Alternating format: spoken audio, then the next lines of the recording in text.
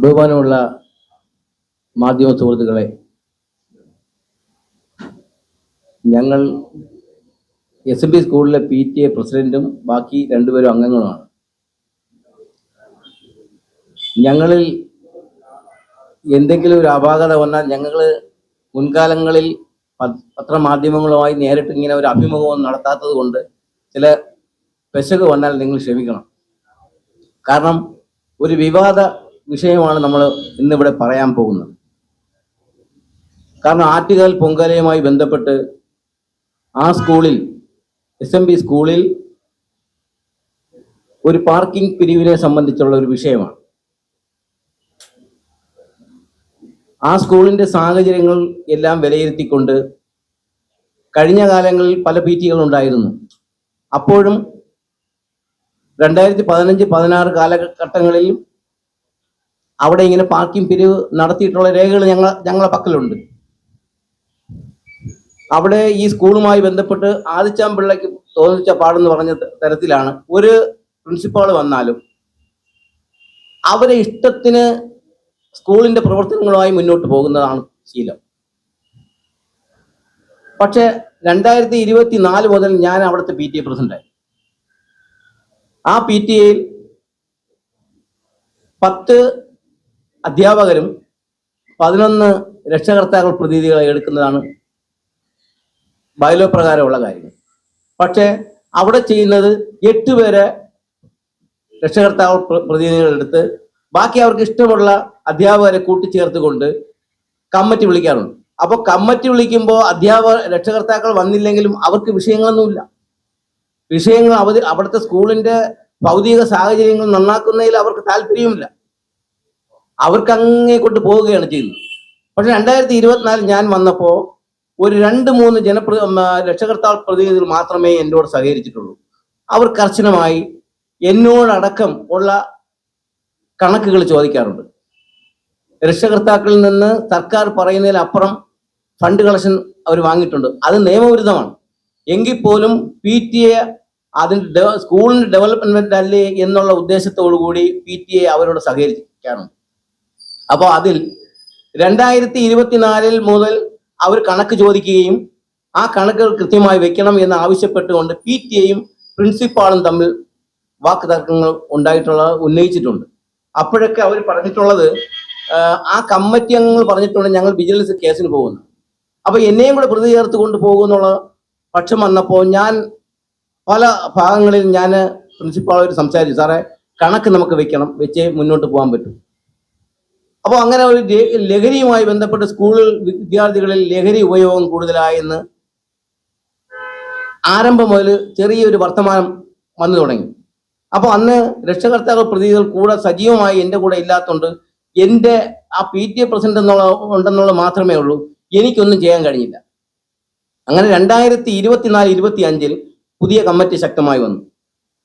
ആ ശക്തമായി വന്നതിൽ 8 പേരടക്കം വളരെ സജീവമായി PTAയുടെ കാര്യങ്ങൾ മുന്നോട്ട് കൊണ്ടുപോകണമെന്ന് പറഞ്ഞ് അവർ ആവശ്യങ്ങൾ ഉന്നയിച്ചു. അപ്പോൾ അവർ ആവശ്യപ്പെട്ട പ്രധാനപ്പെട്ട ഭാഗങ്ങളിൽ ഞാൻ ഓരോന്ന് പറയുക. അവിടെ അസംബ്ലി നടത്താറില്ല. അസംബ്ലി നടത്തണം. സർക്കാരിന്റെ സർക്കുലർ പ്രകാരം ഒരാഴ്ചയിൽ 3 ദിവസമെങ്കിലും അസംബ്ലി നടത്തണമെന്ന് തീരുമാനമുണ്ട്. സ്കൂളിൽ വാർഷികം നടത്താറില്ല. ഓണാഘോഷം നടത്താറില്ല. ഓണാഘോഷം ഞങ്ങൾ നിർബന്ധപൂർവ്വം അത് ഓണാഘോഷം നടത്തും. അത് കഴിഞ്ഞ് വാർഷികം നടത്താൻ തീരുമാനിച്ച സാഹചര്യത്തിലാണ് ഇങ്ങനെ ഒരു വിഷയം വന്ന് നമ്മൾ വാർഷികം നടത്താൻ പറ്റി. അത് പോയിട്ട് അവിടെ ചുറ്റുമുള്ള വ്യവസായികൾ ആ സ്കൂൾ വക വസ്തുക്കൾ കയ്യേറിയിട്ടുണ്ട്. ആ അളന്ന് തിട്ടപ്പെടുത്തി കയ്യേറിയ വസ്തുക്കൾ ആരെങ്കിലും എടുത്തിട്ടുണ്ടെങ്കിൽ അത് കർശനമായി നടപടി സ്വീകരിക്കണമെന്ന് കമ്മിറ്റി തീരുമാനിച്ചതാണ്. കുട്ടികളുടെ രക്ഷിതാക്കളും അധ്യാപകരും വിദ്യാർത്ഥികളുടെയും ആവശ്യപ്രകാരം അവിടെ ഒരു ക്യാൻറ്റീൻ നടത്താൻ നമ്മൾ തീരുമാനിച്ചു. നിങ്ങളെല്ലാം വാർത്തയിൽ കണ്ടതാണ്. മന്ത്രി അടക്കം പറഞ്ഞത് തട്ടുകട എന്നാണ്. പക്ഷെ പാവപ്പെട്ട കുട്ടികൾക്ക് അങ്ങനെ വലിയൊരു സംവിധാനം അവിടെ ഉണ്ടാക്കി കൊടുക്കാനില്ല. PTAയുടെ ഫണ്ട് ചോദിക്കുമ്പോൾ പ്രിൻസിപ്പാൾ പറയും ഫണ്ടില്ല എന്ന് പറയും. ഫണ്ട് കുട്ടികൾക്ക് ഏതെങ്കിലും നല്ല രീതിയിൽ ഒരു ഉപയോഗപ്രദമായ ഒരു കാര്യങ്ങളും ചെയ്യുന്നില്ല. അപ്പോൾ ഓഡിറ്റോറിയം വാടകയ്ക്ക് കൊടുക്കുന്നു, കെട്ടിടം വാടകയ്ക്ക് കൊടുക്കുന്നു എന്ന് പറയുന്നു. അവിടെ മേയർ പറഞ്ഞ ആ കാര്യം ശരിയാണ്. കൊടുക്കുന്നുണ്ട്. പക്ഷേ 2024-25 ഞങ്ങൾ ഈ പുതിയ PTA വന്നോടം ഞങ്ങൾ കർശനമായും മിനിറ്റ്സിൽ രേഖപ്പെടുത്തി അങ്ങനെ കൊടുക്കാൻ പാടില്ല. ഈ സർക്കാരിന്റെ നിർദ്ദേശം പ്രകാരം വിദ്യാഭ്യാസ സ്ഥാപനങ്ങൾക്കല്ലാതെ മറ്റാർക്കും ഇത് കൊടുക്കാൻ പാടില്ല, ബിൽഡിങ്ങും ഓഡിറ്റോറിയം കൊടുക്കാൻ പാടില്ല എന്ന് ഞങ്ങൾ കർശനമായി തീരുമാനമെടുത്തു. പക്ഷേ ഞങ്ങൾക്ക് മുമ്പ് പ്രിൻസിപ്പാളിന്റെ തന്നിഷ്ടം അവരെ സംഘടനകൾക്ക് അവർ കൊടുക്കാറുണ്ട്. ആ സ്കൂളിൽ വിദ്യാർത്ഥികൾക്ക് ഉപയോഗമുള്ള ഒരു കാര്യങ്ങളും ചെയ്യാറില്ല. സ്പോർട്സിന്റെ കാര്യങ്ങൾ പറഞ്ഞു ഫണ്ട് പിരിക്കും, ലൈബ്രറിയുടെ കാര്യങ്ങൾ പറഞ്ഞ് ഫണ്ട് പിരിക്കും. പക്ഷെ അവിടെ ഇത് നോക്കുന്ന ഞങ്ങൾ പരിശോധിക്കുമ്പോൾ അവിടെ ഇതൊന്നുമില്ല. ഇത്തരം കാര്യങ്ങളുമായി പ്രിൻസിപ്പാളുമായി വലിയ തർക്കമായി. ആ തർക്കത്തിന്റെ ഒരു വിരോധം ഞങ്ങളിലുണ്ട്. അങ്ങനെ ഇരിക്കുമ്പോൾ ഈ അവസാന സ്കൂൾ അടയ്ക്കുന്ന ഈ മാർച്ചിന് മുമ്പായി അവിടെ ഞങ്ങൾ ഒരു മരങ്ങൾ മുറിക്കാൻ വേണ്ടി കോർപ്പറേഷനുമായിട്ട് ബന്ധപ്പെട്ട് റവന്യൂ ആയി ബന്ധപ്പെട്ട് മരം മുറിച്ചുകൊണ്ട് നിൽക്കുമ്പോൾ ഒരു PTA കമ്മിറ്റി എന്നെ വിളിച്ചിട്ട് പറഞ്ഞു, സാറേ ഒന്ന് വന്നാണ്, സാർ ഇത് കാണുന്നില്ല എന്ന് പറഞ്ഞ് വീഡിയോ എടുത്ത് ഈ കൊച്ചു പിള്ളേർ വായി വെക്കുന്ന കൂളുണ്ടല്ലോ, ആ കൂൾ ഇങ്ങനെ കൂടിക്കിടക്കണം, തൂത്ത് കൂട്ടിയിരിക്കണം. അപ്പോൾ ഒരു സ്കൂൾ ആയതുകൊണ്ട് ഞങ്ങളത് പുറം ലോകം അറിയിക്കാതെ ഞങ്ങൾ എന്ത് വിഷയങ്ങൾ വന്നാലും ഞാനത് പോണ്ട എന്ന് പറയും. അപ്പോൾ ആ തരത്തിൽ ഇങ്ങനെ വന്ന് അദ്ദേഹം വിളിച്ച് വിഷയങ്ങളുമായി വന്നു. ഞങ്ങൾ ചെന്ന് പരിശോധിച്ചു. അപ്പോൾ അങ്ങനെ ഇതാരാണ് ഇവിടെ കൊണ്ടുവരുന്നു എന്ന് മനസ്സിലാക്കിക്കൊണ്ട് ആ കണ്ടുപിടിച്ച ആളെ PTA തീരുമാനമെടുത്ത് പുറത്താക്കി. PTA അംഗങ്ങൾ പറഞ്ഞ് ഇന്നവരാണ്, അവിടെ റൂം അവർ കൊടുത്തിട്ടുണ്ട്, അവരാണ് വിദ്യാർത്ഥികളുടെ മൊബൈൽ, ഞങ്ങൾ മൊബൈൽ കർശനമായി നിരോധിച്ചിരുന്നു. ഈ മൊബൈലെല്ലാം വാങ്ങി വെക്കുന്ന അവിടെ തൂപ്പുകാരി എന്ന് പറഞ്ഞ ഒരാളാണ്.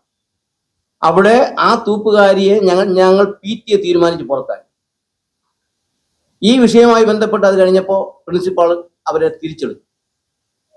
അപ്പോ അവിടെ സർക്കാർ ജീവനക്കാരനല്ലാത്ത ഒരാളെ PTA അറിയാതെ, PTA ഞങ്ങൾ ചുമതലപ്പെടുത്തിയിട്ടില്ല, ഞങ്ങൾ ശമ്പളമാണ് എടുത്തു കൊടുക്കുന്നത്, PTA ഫണ്ടാണ് എടുത്ത് ശമ്പളം കൊടുക്കുന്നത്. പക്ഷേ സർക്കാരിന്റെ വിവരാവകാശം കൊടുത്ത് അതിന്റെ ഡീറ്റെയിൽ എടുത്തപ്പോൾ വിവരാവകാശം കൊടുക്കാറില്ല, പ്രിൻസിപ്പാൾ വിവരാവകാശം കൊടുക്കാറില്ല, മറുപടി കൊടുക്കാറില്ല. അതിന് അപ്പീലിൽ പോയെന്ന് എൻ്റെ അടുത്ത് ഒരു PTA കമ്മിറ്റി അംഗം പറഞ്ഞു, സാറേ ഞാൻ ഒരു വിവരാവകാശം കൊടുത്തിട്ട് കിട്ടിയില്ല. അപ്പൊ ഞാൻ പറഞ്ഞു, സാറേ ഞാനൊന്ന് പറയാം, ഈ വിഷയങ്ങളായതുകൊണ്ട് പ്രിൻസിപ്പാളുമായി ഞാൻ സംസാരിച്ചില്ല. അപ്പോൾ ഇത്തരം കാര്യങ്ങൾ അവർ ചെയ്തുകൊണ്ട് മുന്നോട്ട് പോവുകയാണ്. അവിടെ അങ്ങനെ പ്രിൻസിപ്പാളോ അവിടെ മറ്റാരെങ്കിലും അടുത്ത വ്യാപാര കടകളിലോ എന്തെങ്കിലും ചെന്ന് പിരിക്കണമെന്ന് ഞങ്ങൾക്കറിയില്ല. പക്ഷേ PTA-ക്കാർ അവിടെ ചെന്ന് ഒരു കടകളിലും ചെന്ന് ഫണ്ട് പിരിച്ചിട്ടില്ല. അങ്ങനെ മേയർ അങ്ങനെ പറഞ്ഞിട്ടുണ്ട്, പക്ഷെ ഞങ്ങൾ പറയുന്നത് ഫണ്ട് പിരിച്ചിട്ടില്ല. അങ്ങനെ മേയർക്ക് എന്തെങ്കിലും ഉണ്ടെങ്കിൽ വ്യക്തമായി തെളിവ് കൊണ്ടുവരട്ടെ. ഇനി പ്രധാന വിഷയം, ഈ തീരുമാനങ്ങൾ എടുത്ത തീരുമാനങ്ങൾ നടപ്പിലാക്കാൻ വേണ്ടി കർശനമായി പ്രാബല്യത്തിൽ വരുത്താൻ വേണ്ടി തുടങ്ങി. ഒന്ന്, ആദ്യം ലഹരി പദാർത്ഥങ്ങൾ സ്കൂളിൽ കൊണ്ടുവരുന്ന തൂപ്പുകാരി നമ്മൾ ഒഴിവാക്കിയിട്ടുണ്ട്. ക്യാൻറ്റീൻ നടത്തണമെന്ന് പറഞ്ഞ് ഇത്തരം കാര്യങ്ങൾ നടത്തിക്കൊണ്ട് വന്നപ്പോൾ അടുത്തതായി പ്രധാനമായി ഞങ്ങൾ ഈ വസ്തു അളന്ന് തിട്ടപ്പെടുത്തണമെന്ന് പറഞ്ഞപ്പോൾ വിദ്യാഭ്യാസ സ്റ്റാൻഡിംഗ് കമ്മിറ്റി ചെയർമാൻ ഇരുന്ന കമ്മിറ്റിയിലാണ് ഞങ്ങൾ തീരുമാനം. പക്ഷെ അത് എഴുതേണ്ട ഉത്തരവാദിത്വം പ്രിൻസിപ്പാൾ എന്ന് പറഞ്ഞ സെക്രട്ടറിക്കാണ്.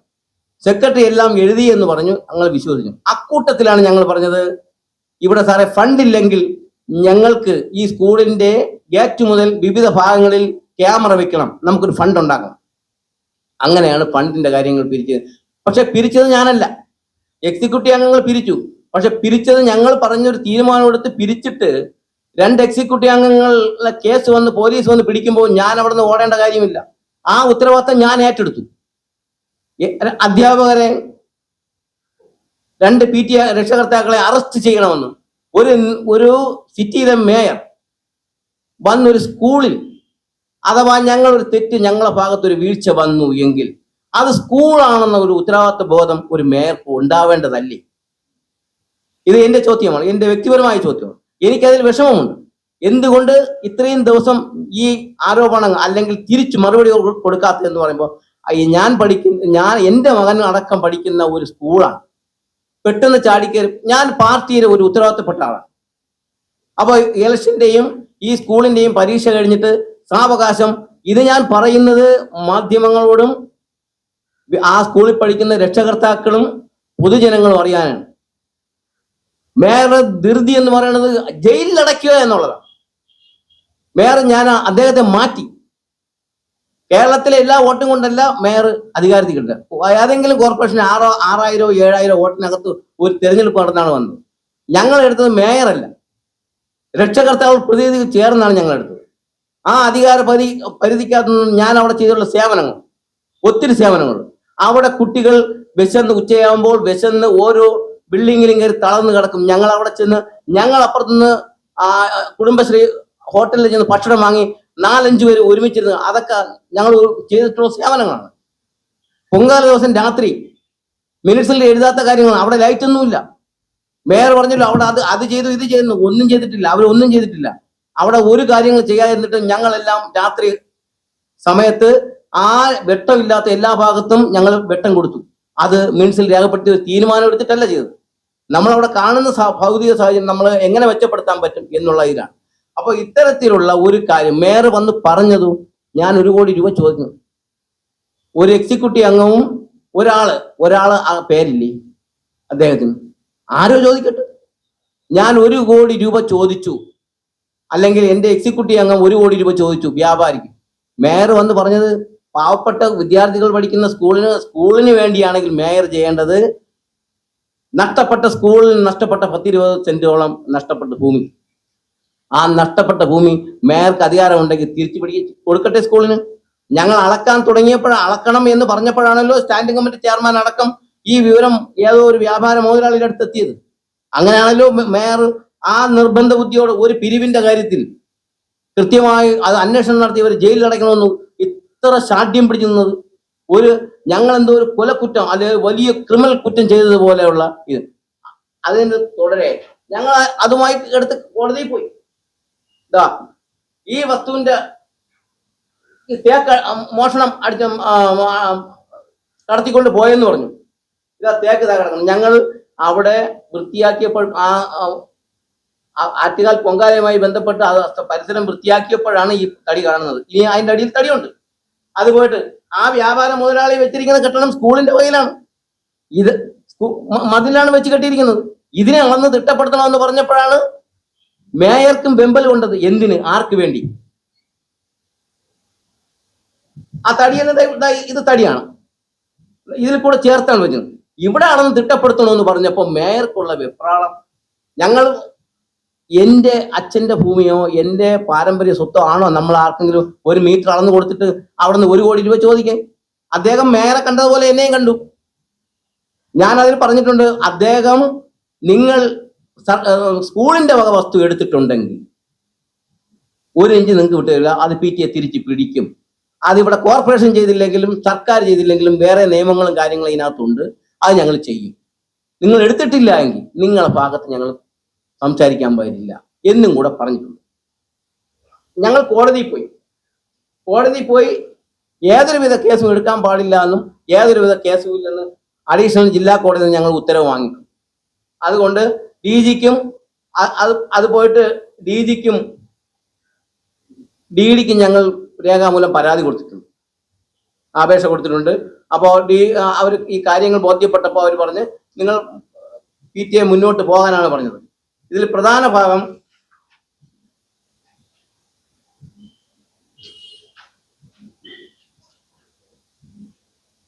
അധ്യാപകരെ മാനസികമായി പീഡിപ്പിച്ചു എന്ന് PTA.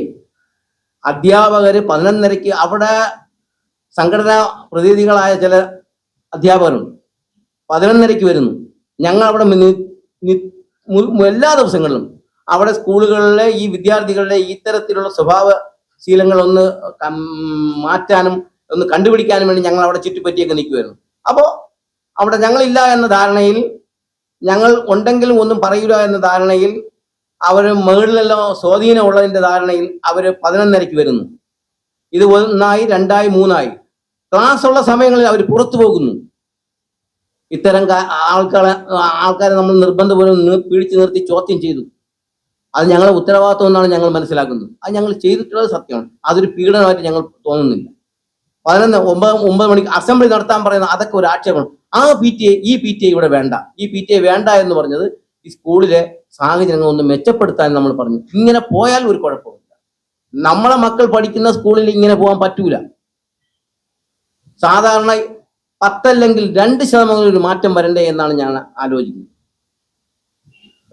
ക്യാൻറ്റീൻ അവിടെ വന്നതിന്റെ അടിസ്ഥാനത്തിൽ പ്രിൻസിപ്പാൾ വളരെ മോശമായി പറഞ്ഞു.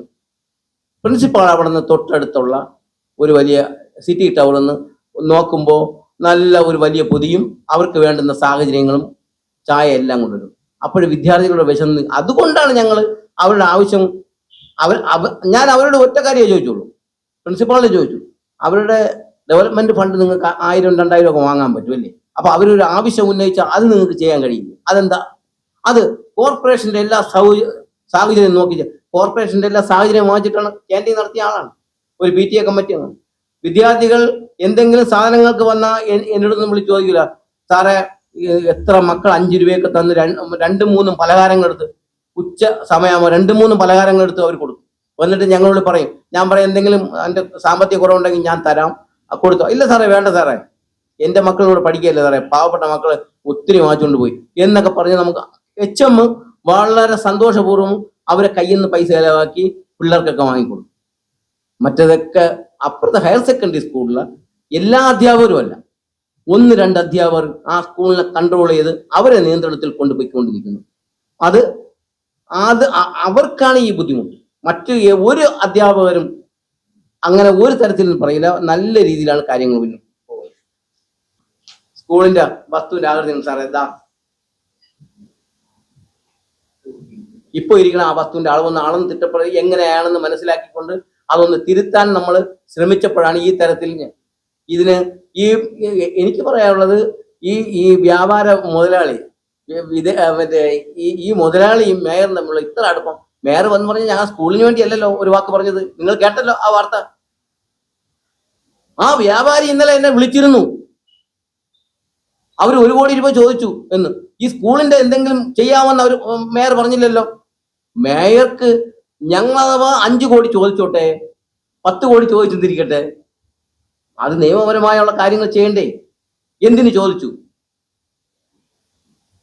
മേയർക്ക് ഈ ചോദിച്ച ആളെ ജയിലിലാക്കുക എന്നുള്ള വെമ്പലായിരുന്നു. ഞങ്ങൾ അങ്ങനെ ചോദിച്ചിട്ടില്ല. അങ്ങനെയാണെങ്കിൽ വ്യക്തമായി തെളിവോട് കൂടി കൊണ്ട് ഞങ്ങൾ അറസ്റ്റ് ചെയ്യാനുള്ള കാര്യങ്ങൾ ചെയ്യണ്ടേ? ഇതാണ് വസ്തുവിന്റെ 10-18 സെന്റ് സ്ഥലം സിറ്റിക്കകത്ത് ഒരു മുതലാളിക്ക് കണ്ണടച്ചു കൊടുത്താൽ അതിന്റെ പ്രതിഫലം എന്താണെന്ന് നമുക്കറിയാം. അങ്ങനെ വല്ല പ്രിൻസിപ്പാളോ നേരത്തെ ഇരുന്ന അധികാരികളോ അങ്ങനെ കണ്ണടച്ചു കൊടുത്ത് വാങ്ങി ഞങ്ങൾക്ക് കണ്ണടച്ചു കൊടുക്കാൻ കഴിയില്ല. ഗവൺമെന്റ് ഭൂമി ഏറ്റെടുക്കുമ്പോൾ ഈ മേയറൊക്കെ അതിനുവേണ്ടി വർത്തമാനം പറയാനാണ് രംഗത്ത് വരെ. ഞങ്ങൾ പാർക്കിംഗ് പിരിച്ചു ഇല്ലെന്ന് ഞാൻ പറഞ്ഞില്ല. PTA പാർക്കിംഗ് പിരിച്ചു, ഒരു ക്യാമറ വെക്കണം, ബാക്കി ആ പെയിന്റ് അടിച്ചത് ഞങ്ങളാണ്. ഞങ്ങളെ കയ്യിൽ നിന്ന് പൈസ ചിലവാക്കിയാണ് ആ പെയിന്റ്. അത് പിന്നെ കലോത്സവവുമായി ബന്ധപ്പെട്ട് എൻ്റെ പൈസ ഞാൻ അതിൽ നിന്ന് കണക്ക് ചോദിച്ചില്ല സാറേ. ആ കലോത്സവവുമായി ബന്ധപ്പെട്ട് ഞാനാണ് ആ മൊത്തം ചുമരടിച്ചത്. എനിക്ക് തരാമെന്ന് പറഞ്ഞു, തന്നില്ല. PTA അന്ന് പൈസ ഉണ്ടായിരുന്നു, 6-7 ലക്ഷം ഉണ്ടായിരുന്നു. എനിക്ക് 10-16 രൂപ പിന്നെ ഞാൻ ചോദിക്കാൻ പോയില്ല, ഞാൻ എൻ്റെ മക്കൾ പഠിക്കണല്ലേ എന്ന് വെച്ചിട്ട് ഞാനത് കളഞ്ഞു. അപ്പോൾ ആ പെയിന്റ് ഞങ്ങൾ ആറ്റുകാൽ പൊങ്കാലയ്ക്ക് ആളുകൾ വരെയല്ലേ, ഭക്തജനങ്ങൾ വരെയല്ലേ, അതൊന്ന് വൃത്തിയാക്കാം. HM 5000 രൂപ തരുന്നു. HM എല്ലാ കാര്യത്തിലും നമ്മളോട് സജീവമായി. ഇക്കാര്യത്തിൽ കണക്കിൽ ഇപ്പോഴും ഞാൻ അറിയുന്നത് ആ ഡെവലപ്മെന്റ് ഫണ്ടുമായി ഒരു വിജിലൻസ് കേസുണ്ടെന്നാണ്. ഞാൻ കൊടുത്തതല്ല, ഏതോ ഒരു എക്സിക്യൂട്ടീവ് അംഗം കേസ് കൊടുത്തതായി പറയുന്നു. ഈ സ്ഥലം ഇതെല്ലാം നമ്മൾ സ്കൂളിന്റെ ഫ്രണ്ടേജ് ആയിട്ടാണ് പറഞ്ഞത്. എല്ലാം ഈ സൈഡെല്ലാം തപാലൊരു പോകുന്ന ഈ ഓർബിറ്റ് ആയിട്ടുള്ള ഈ സ്ഥലങ്ങളെല്ലാം നമുക്ക് ഇതായിട്ടാണ് നമ്മുടെ സ്കൂളിന്റെ ഇതായിട്ടാണ് കാണുന്നത്. ഇത് ലേറ്റസ്റ്റ് ആയിട്ട് ആക്കാൻ വേണ്ടി ഞങ്ങൾ വീണ്ടും എടുത്തേ ഒന്നുകൂടെ ഞങ്ങൾ ലേറ്റസ്റ്റ് ആയിട്ട് മൊത്തം ഇത് സ്കെച്ച് ഒന്നുകൂടെ നമ്മൾ എടുത്ത് വീണ്ടും എടുക്കേണ്ടത്. ഇപ്പൊ ലേറ്റസ്റ്റ് ആയിട്ട് എടുത്ത സാധനം ഒരു ഗണപതി ഹോമം ചെയ്യുന്നതിന് തുല്യമായ പഞ്ചഗവ്യ വിളക്ക്. പശുവിന്റെ ഗോമൂത്രം, ചാണകം, നെയ്യ്, പാല്, തൈര് ഈ ഒരു വിളക്ക് വീടുകളിൽ കത്തിച്ചു വെച്ചാൽ ഐശ്വര്യം ഉണ്ടാകുമെന്നൊക്കെയാണ് പറയപ്പെടുന്നത്. കർപ്പൂരം ഉൾപ്പെടെ ഈ കടയിൽ കിട്ടുന്ന എല്ലാ ഐറ്റംസും 100% ഓർഗാനിക് ആണ്. മിതമായ റേറ്റിൽ ഡ്രൈ ഫ്രൂട്ട്സ് ഒക്കെ മേടിക്കാൻ പറ്റിയ നല്ലൊരു സ്പോട്ട് കൂടിയാണിത്. ഡ്രൈ ഫ്രൂട്ട്സിന്റെയൊക്കെ ക്വാളിറ്റി ഈ വീഡിയോയിൽ തന്നെ നിങ്ങൾക്ക് കാണാം. വാഗമണിൽ സ്വന്തം സ്ഥലത്ത് കൃഷി ചെയ്യുന്ന സ്പൈസസ് ആണ് ഇവരിവിടെ സെയിൽ ചെയ്യുന്നത്. മിതമായ റേറ്റിൽ ഇതെല്ലാം കൊടുക്കാനുള്ള കാരണവും അത് തന്നെയാണ്. ഞായറാഴ്ച മാത്രം ഉച്ചയ്ക്ക് 3 മണി വരെയും ബാക്കിയുള്ള ദിവസങ്ങളിൽ രാവിലെ 8:30 മണി തൊട്ട് രാത്രി 8:30 മണി വരെയാണ് ഈ കടയുടെ സമയം. ഓർഗാനിക് ഐറ്റംസ് മാത്രമല്ല, ഹോം മെയ്ഡ് ചോക്ലേറ്റ്സും നാടൻ നെയ്യ് വേണ്ടവർക്ക് അതും ഇവിടെയുണ്ട്. ഇവരുടെ ഫോൺ നമ്പർ വീഡിയോയുടെ അവസാനം ഞാൻ കൊടുക്കുന്നുണ്ട്. 5 കിലോമീറ്റർ വരെ ഇവരെ തന്നെ ഡെലിവറിയും ചെയ്യുന്നുണ്ട്. വീഡിയോയിൽ കാണിച്ചിട്ടുള്ള ഏതെങ്കിലും ഐറ്റംസ് നിങ്ങൾക്ക് ആവശ്യമുണ്ടെങ്കിൽ നേരിട്ട് വന്നോ അവരുടെ ഫോൺ നമ്പർ മുഖാന്തരമോ നിങ്ങൾക്ക് ബന്ധപ്പെടാവുന്നതാണ്. ക്രിസ്മസ് ആയതുകൊണ്ട് ഹോം മെയ്ഡ് വൈനും ഇപ്പോൾ ഇവിടെയുണ്ട്. ഇത് ചെറിയൊരു കടയാണ്. കുറച്ച് ലേഡീസ് ചേർന്നാണ് ഇത് നടത്തുന്നത്. തിരുവനന്തപുരം വല്യശാല ജ്യോതിപുരം ലേനിലാണ് വാഗമൺ സ്പൈസസ് എന്ന ഈ കടയുള്ളത്. ഗൂഗിൾ മാപ്പിലും കടയുടെ ലൊക്കേഷൻ കിട്ടുന്നതാണ്.